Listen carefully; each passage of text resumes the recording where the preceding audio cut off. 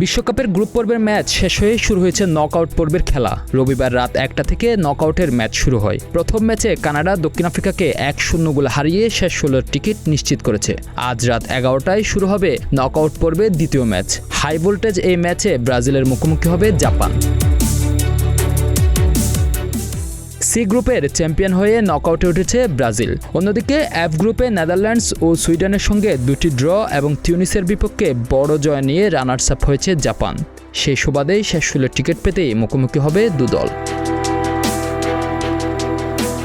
পরিসংখ্যান অবশ্য ব্রাজিলের পক্ষেই কথা বলছে।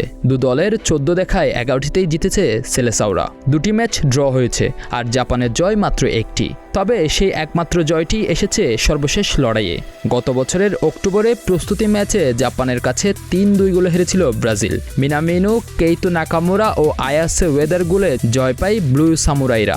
ব্রাজিলের হয়ে গোল করেছিলেন গ্যাব্রিয়েল মার্টিনেল্লি ও পাওলো হেনরিক। তবে পাওলো হেনরিক শেষ পর্যন্ত বিশ্বকাপ দলে সুযোগ পাননি।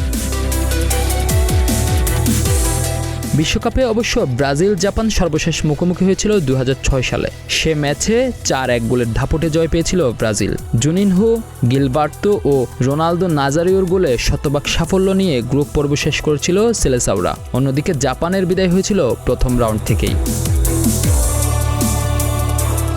এবারের বিশ্বকাপে ব্রাজিলের সবচেয়ে বড় ভরসা ভিনিসিয়াস জুনিয়র।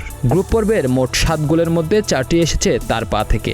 গোল্ডেন বুটের লড়াইয়ে তিনি আছেন লিওনেল মেসির এক ধাপ পেছনে। অন্যদিকে জাপানের হয়ে দুটি করে গোল করেছেন আয়াসে ওয়েদা ও দাইচি কামাদা। ফলে শেষ ১৬র এই লড়াইয়ে অভিজ্ঞতার সঙ্গে সাম্প্রতিক আত্মবিশ্বাস দুইয়েরই পরীক্ষা দিতে হবে ব্রাজিলকে।